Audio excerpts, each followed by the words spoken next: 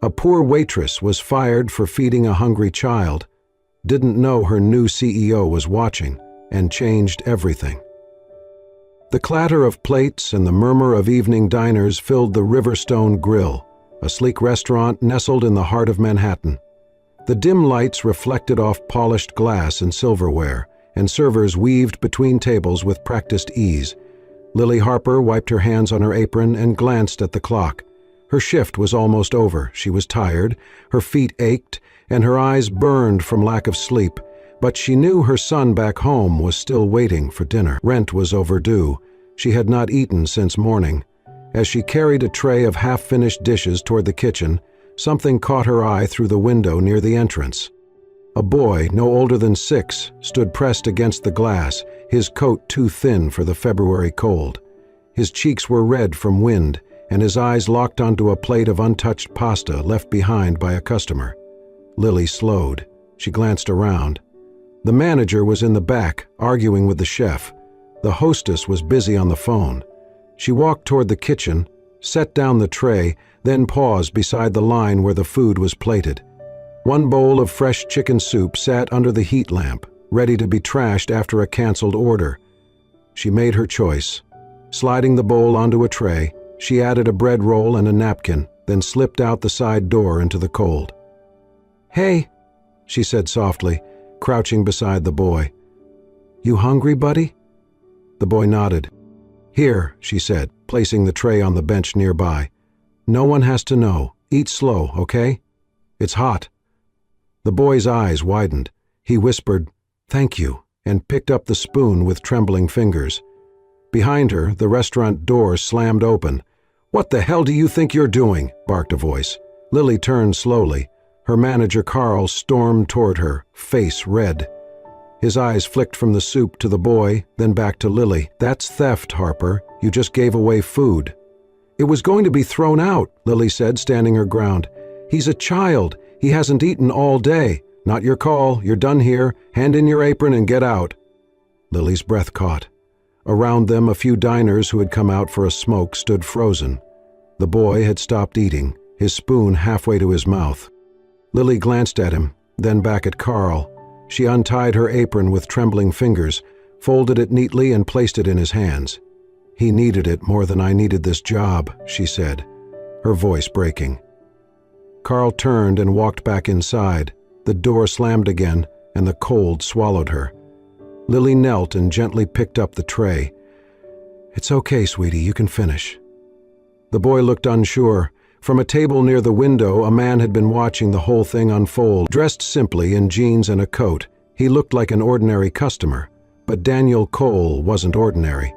As the heir to the Donovan family restaurant empire, he had returned from overseas to quietly audit their struggling branches, starting with Riverstone Grill. He had seen everything. The manager's reaction, the way Lily had risked her job, the boy's hollow eyes. He sipped his coffee and narrowed his gaze. Not many people would sacrifice their only income for someone else's dignity, especially not someone who looked like they had very little left themselves. Daniel stood, left a tip on the table, and exited out the back. He had seen enough. And for the first time since arriving back in New York, something stirred in him, an idea, and maybe a mission. Daniel Cole sat alone in the back seat of a black SUV as it glided through the city streets, rain streaking down the windows. The silence inside the vehicle gave him space to think, space he rarely allowed himself. He held his phone loosely in one hand, replaying the video captured by a small button camera hidden on the lapel of his coat. It showed a blonde waitress crouching beside a hungry child in the cold, offering him a bowl of soup. The expression on her face wasn't pity. It was something more powerful, empathy, raw and unguarded. He paused the video, zooming in on her eyes, tired, yes, but full of something he had not seen in a long time, courage. Daniel had returned to New York 3 weeks earlier, summoned by his father, Richard Cole, founder and chairman of the Donovan Hospitality Group. The family business had grown into a nationwide restaurant chain, but lately, public image and internal morale were crumbling. Richard believed it was time for next-generation leadership. So Daniel had agreed, on one condition: let him start from the ground without anyone knowing who he was. No press release, no title flaunting, just a man observing the system from inside. His task: visit anonymous locations, gauge staff behavior, test leadership integrity, and find people who still carried the company's founding spirit: compassion, community, and care. Tonight had given him his clearest result yet. He looked again at the paused frame of Lily Harper. The name tag on her uniform was partially visible in the corner of the video. He replayed the scene once more, this time listening to her trembling voice. "He's a child. He hasn't eaten all day." Daniel leaned back in his seat, eyes narrowing. It had not been a staged moment. No cameras, no audience, just instinct. His driver spoke. "Sir, where to?" Daniel glanced out the window, then said quietly, "Home." Back at his penthouse overlooking Central Park, Daniel shed his coat and sank into a leather armchair. The space was elegant but impersonal, more hotel than home. The kind of life he had built abroad, efficient, detached. He poured a glass of water, then sat at his desk, opening his laptop. With a few keystrokes, he accessed the internal employee directory. Harper, Lily, age 26, hired 9 months ago. Terminated, effective immediately, single mother, lives in a 1-bedroom walk-up in Queens, no college degree, no disciplinary record. Until today, Daniel leaned back, fingertips pressed together. Why did this matter to him? He had watched countless people get fired, let go, pushed aside by policy or bureaucracy. That was business, that was structure. But this had felt wrong, deeply wrong. And she had not begged for her job, had not cried or pleaded. She had stood tall, even in humiliation, because she knew she had done the right thing. Daniel exhaled slowly. Maybe she had not just reminded him of the company's forgotten value. Maybe she had reminded him of who he used to be, before money made everything calculated. He closed the laptop. It was time to meet Lily Harper again, but not as Daniel Cole, executive heir to a restaurant empire, as someone real, someone she could trust. The smell of frying oil and burnt toast lingered in the air as Daniel stepped into a small diner tucked between a laundromat and a pawn shop on the quieter side of Brooklyn. The neon sign buzzed faintly. Sunny Spoon, half lit and blinking as if it too was struggling to stay open. The diner was nearly empty, save for a few old-timers nursing coffee and the occasional takeout order. The air was thick with grease and faint jazz playing on a broken speaker. Daniel scanned the room until his eyes landed on her. Lily Harper moved behind the counter in a plain white apron, her blonde hair tied in a loose bun. She looked tired, her cheeks slightly hollow, her uniform 2 sizes too large, but there was still a fire in her posture. She was wiping down a table with focused intensity, unaware that anyone was watching. He waited until she passed near the register, then approached with a soft smile. "Excuse me," he said, voice casual. "I was told someone here might be able to help with a community food project." Lily looked up. Her eyes narrowed slightly, brows furrowing in faint recognition. "Have we met?" Daniel gave a small shrug. "I was at Riverstone the night you got fired." Her shoulders tensed. "I'm not here to cause trouble," he added quickly. I saw what you did, and it stuck with me." Lily leaned on the counter, arms crossed. "Most people pretended not to see anything." "I didn't," Daniel said. There was a pause between them, heavy with the kind of unspoken weight only strangers who have seen each other at their lowest can share. Daniel extended his hand. "I'm Danny. I work freelance in food and community engagement. I help design grassroots meal programs, low-cost food access, that sort of thing." Lily didn't take his hand. "So, what, you want me to join your project out of pity?" "No," he said, calm and steady. "I want you involved because you didn't wait for permission to do what was right. That kind of instinct can't be trained." She hesitated. "You're offering me a job because you saw me feed a hungry kid?" Daniel shook his head. "I'm offering you a chance because you acted when others didn't." Another pause. Lily bit the inside of her cheek, studying him. But what kind of project? We're building a test model restaurant. Simple, clean meals for underprivileged communities. Think pay what you can, but built on dignity, not charity. We need people who get it. And you think I get it? I know you do. She exhaled slowly. What's the catch? No catch, Daniel said.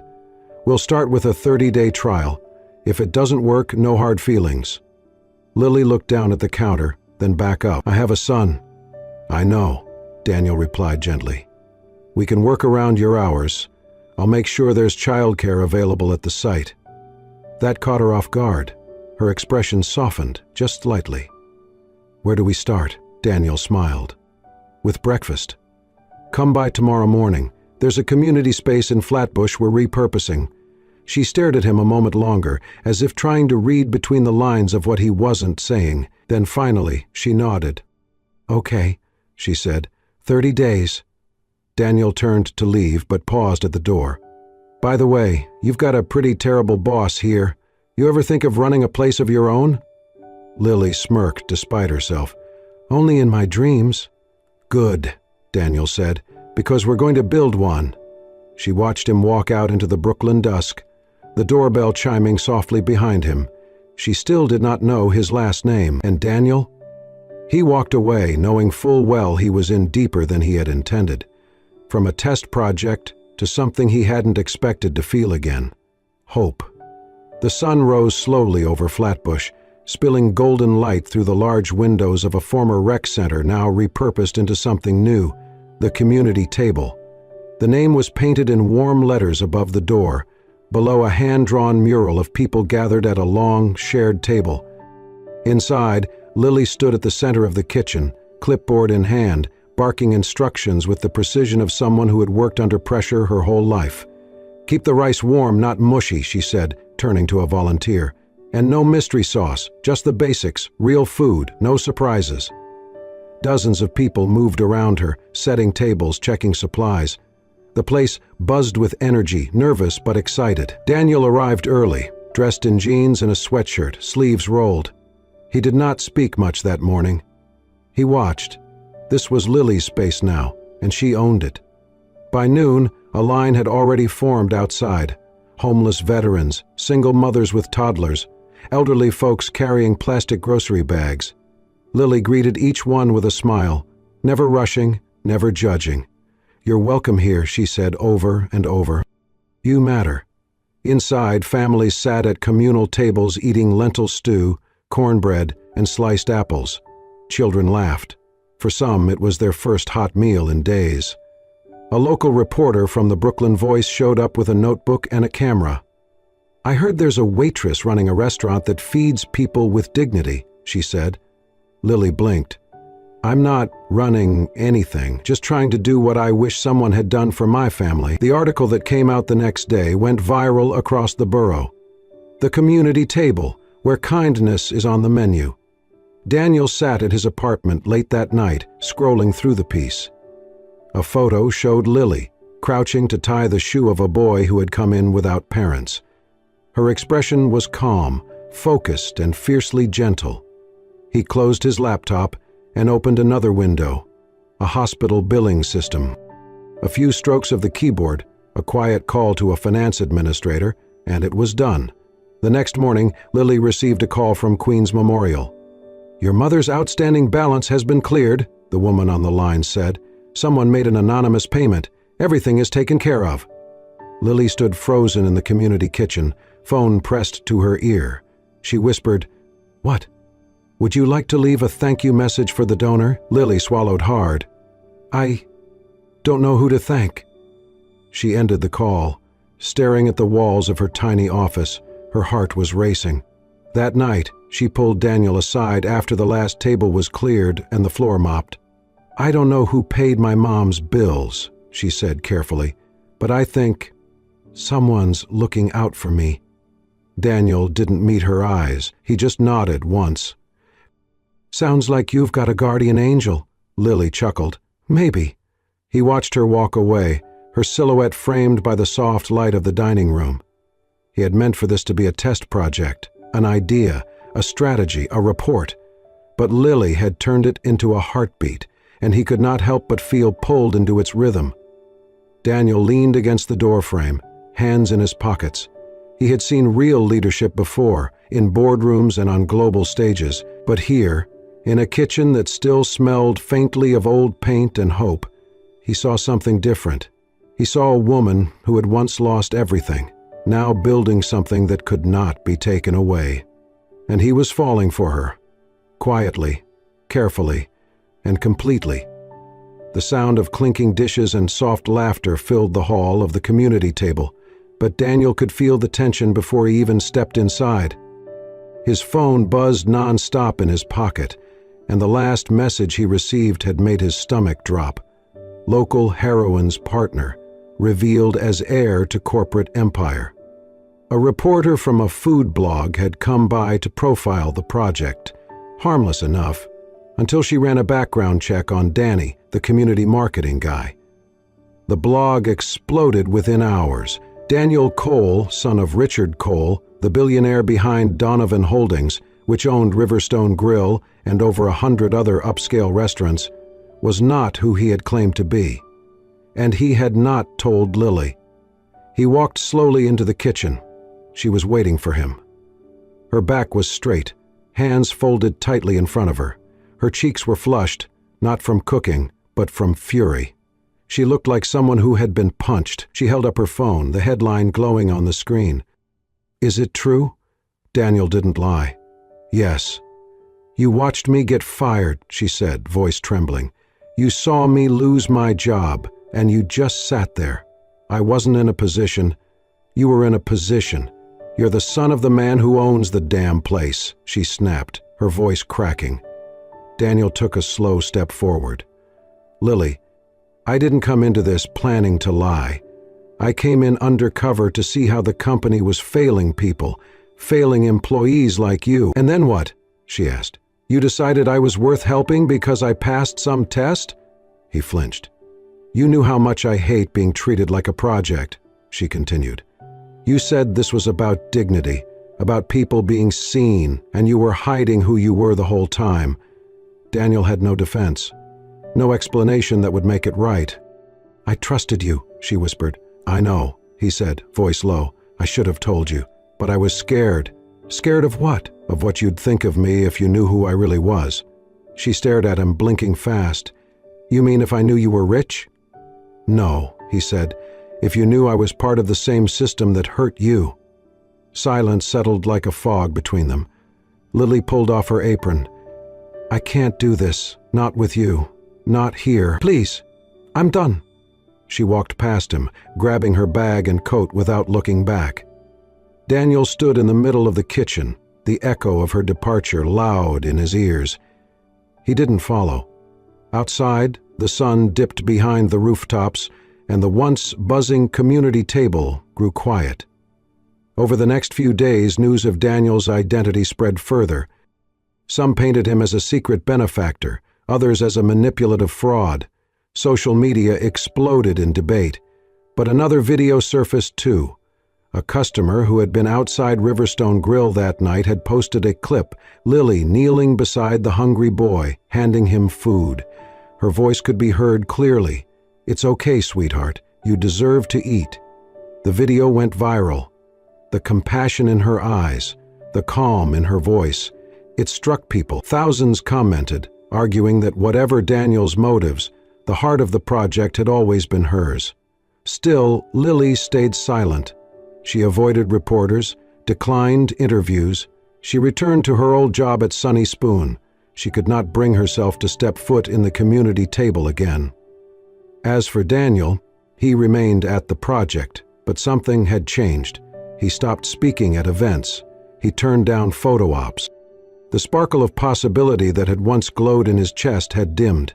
He had built something honest, but he had built it on a lie, and now, without Lily, it felt empty. The polished walls of Donovan Holdings' executive boardroom reflected nothing of the storm brewing inside. 12 directors sat in tailored suits around a long oak table, their faces ranging from indifferent to quietly furious. The tension hummed beneath the soft clinks of water glasses and shuffling papers. The air was still, but sharp. At the head of the table, Daniel Cole sat with his hands folded, his spine straight and shoulders squared. His expression was calm, but there was steel behind his eyes. Across from him, Mark Prescott leaned back comfortably, adjusting his cufflinks with slow, deliberate confidence. The smugness on his face was barely concealed. He had waited for this. A senior VP of operations with a reputation for ruthless efficiency, Mark had always eyed the strategic director position like a throne that had been wrongly inherited.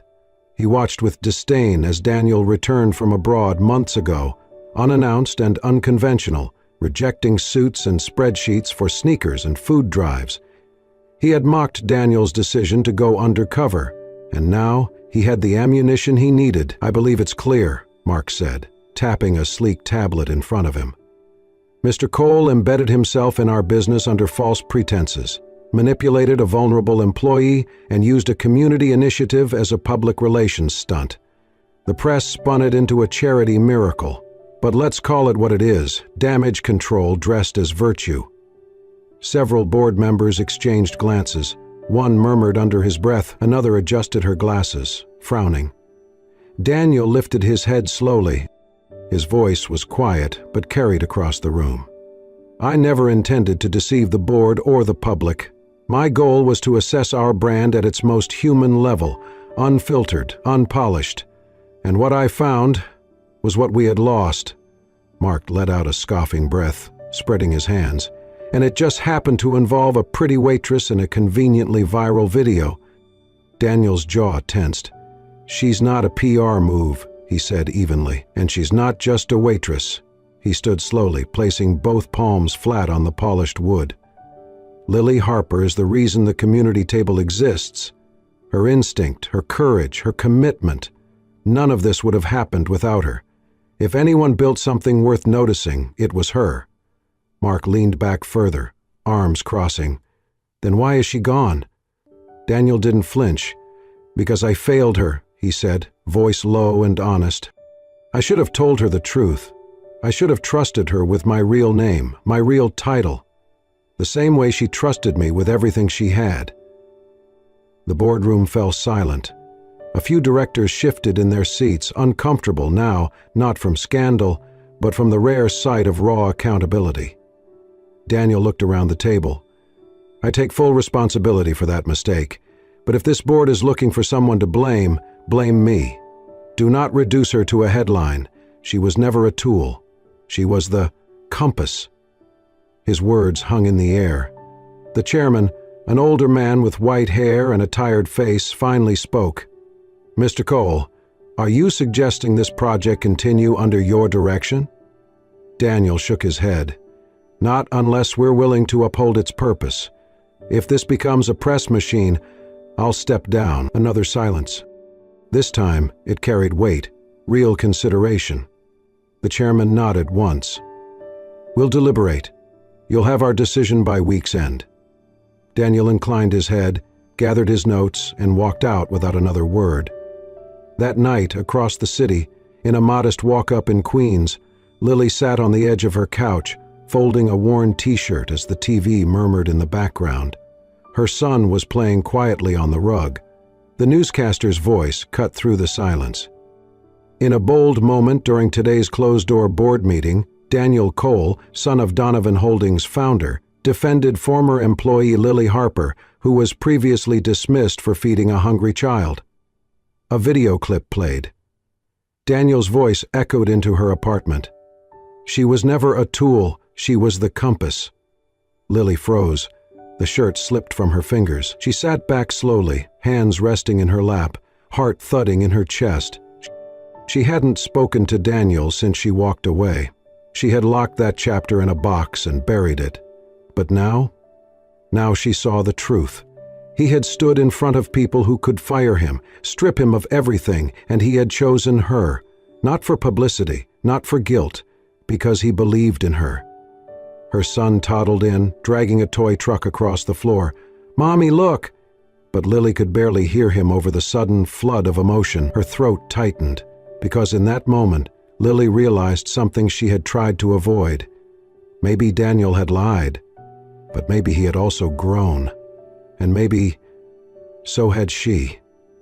The opening day of the first official community table branch dawned bright, with sunshine filtering through the clean glass windows of the new location in Harlem. Rows of chairs lined the sidewalk. Balloons fluttered in soft spring wind. Press tents were stationed, cameras ready, but strangely, no one knew who would be speaking. Daniel stood near the entrance, hands in his pockets, watching volunteers set up the last trays of food. He had sent one final instruction the night before. No media questions, no photos of Lily, no PR spin. This wasn't about boosting stock prices, this was about people. He glanced at the crowd gathering.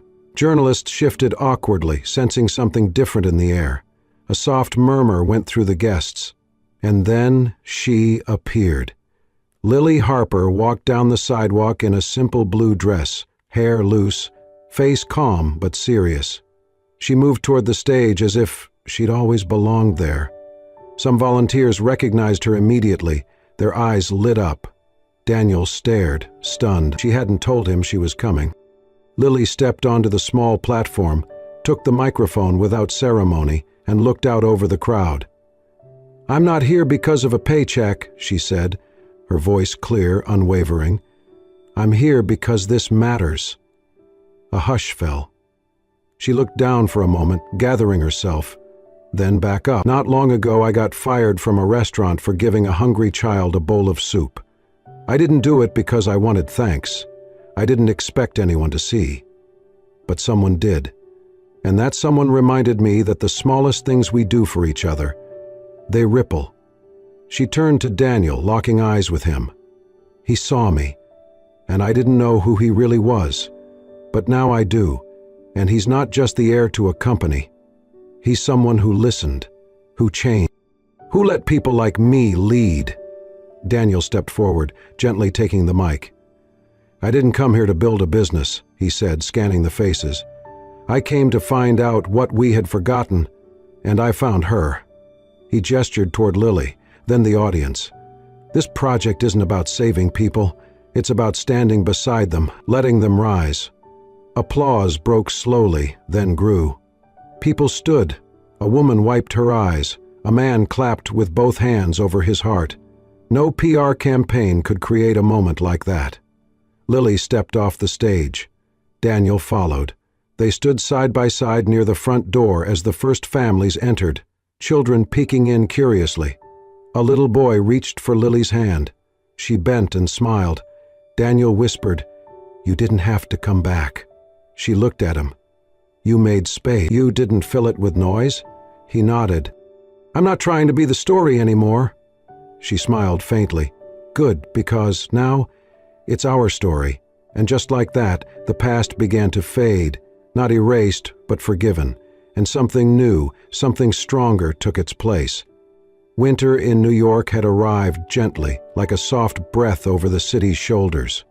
Snow brushed the rooftops and settled on windowsills, but inside the walls of the community table, warmth pulsed like a heartbeat. What had begun as a single experiment in compassion had blossomed into something far bigger. There were now 5 locations across the city, each built on the same principles: dignity, access, empathy. No one was turned away. Everyone gave what they could and received what they needed.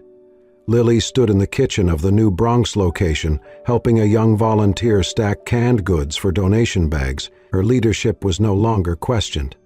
She was not just the heart of the project, she was its face, its soul, and its steady flame. Daniel had made his own choice too. After months of reflection and internal debate, he had walked into a Donovan Holdings board meeting and turned down a promotion to president. "I'll be stepping away from executive leadership," he told the room, "to focus on something that matters more to me than profit margins. People." He'd never felt more certain of anything. Now, he and Lily ran the community table together, co-directors of a growing movement. They still disagreed at times. Lily argued for more kid-friendly menu options. Daniel insisted on stronger sourcing policies. But they always found their way back to the same truth. Their mission wasn't about food. It was about family. On the last Friday of the year, the city breathed a little softer as warm lights blinked across frozen windows and footsteps crunched on salted sidewalks. At the heart of it all, the community table was hosting its first citywide gratitude night, a celebration of everything they had built together. Families, volunteers, and community members from all 5 locations came, in bundled coats and hopeful smiles. The venue was a former library that had been lovingly transformed into an event space, where once shelves held dusty encyclopedias, now folding chairs lined up beneath string lights that draped in lazy arcs from beam to beam. Golden halos shimmered over long communal tables, decorated with handwritten place cards and paper snow pieces made from winter pine cones and paper snowflakes cut by local school kids. Children ran between rows of chairs with laughter echoing, while servers moved carefully through the crowd, balancing trays of warm food, chili, rolls, baked mac and cheese, steaming cider. Laughter mixed with clinks of dishes and gentle music hummed from a small speaker near the back wall. Lily stood near the stage, wearing a soft emerald dress, her hair loose around her shoulders. She was radiant, not because of the dress, but because of the look in her eyes. She was fully present, fully alive. She watched Daniel mingle through the crowd, helping an elderly man find a seat, high-fiving kids, laughing with volunteers, and catching crumbs from a toddler's cookie like it was the most natural thing in the world. For a moment, Lily let herself exhale. Everything had come together. The risk, the heartbreak, the waiting. It had all led to this, something good, something real. Just before the speeches began, a quiet shift stirred at the back of the room. Conversations hushed slightly, turning toward the stage. A boy about 10 walked slowly up the steps, holding a bouquet of bright yellow daisies. Behind him came a woman, gentle hands resting on his shoulders, guiding but not leading. Lily's eyes widened, her breath caught. It was him, the same boy from that cold night outside Riverstone Grill, now taller, filled out with life, his jacket clean and zipped, his cheeks round and full of color. The timid hunger that once haunted his eyes had been replaced by something bold, something mischievous. He smiled wide as he reached her. "These are for you," he said, shy but steady. "My new mom said I could thank the person who gave me the best meal I ever had." Lily knelt instinctively, taking the flowers in trembling hands. Her eyes welled up. "You remember that night?" "Always," he said. "It was the first time someone looked at me like I mattered."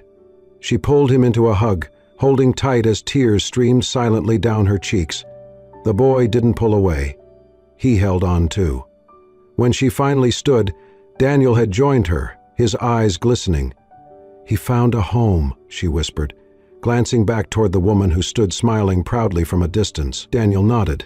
Then slowly he reached into the inner pocket of his coat and pulled out a small silver key attached to a leather tag. No words, just the engraved shape of a house. Lily looked at it, puzzled. "What's this?" Daniel handed it to her. "I thought we might want a space of our own, too," he said softly. "Not just for now, for building something long-term." Her fingers closed around the key. "It's a small place. Upstate. Enough rooms for guests, enough windows for light." She was speechless. "You gave a boy a meal," he continued, voice trembling. "You gave me a reason to be better." Her lips parted, but he was already dropping to one knee. Not with a ring, but with a promise. "Let's build this home. Together. With your son. With anyone else who needs one." Tears spilled over. Lily dropped to her knees beside him, clutching the key to her chest, and nodded. "Yes," she whispered through her sobs. "Yes." 3 weeks later, beneath a soft curtain of falling snow, they stood at the edge of a gentle hill just outside Beacon, New York. The house was modest, 2 stories, wood-paneled, a porch that wrapped around like arms. Inside, lights glowed warmly, and the smell of fresh paint still clung to the walls. Daniel opened the door and stepped aside. Lily entered first, her son just behind, clutching her hand tightly. He let go to run from room to room, laughing. She turned in a slow circle, taking it in. Bare walls, open shelves, floors waiting for rugs and messy socks, and possibility. Daniel stepped beside her, took her hand. "This," he said, smiling, "is where our next chapter begins."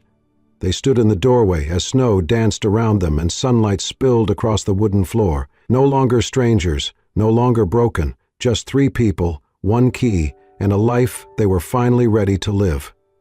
Thank you for joining us on this heartwarming journey of redemption, kindness, and the unexpected family that grew from one small act of compassion. If this story stirred something in your heart, made you believe once again in second chances and the quiet power of doing what's right, don't forget to like, share, and subscribe to Soul Stirring Stories.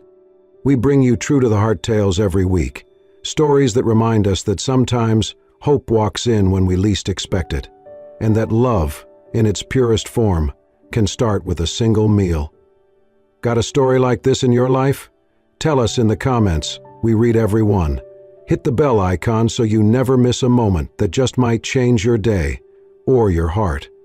Until next time, stay kind, stay human, and keep believing. Soul-stirring stories.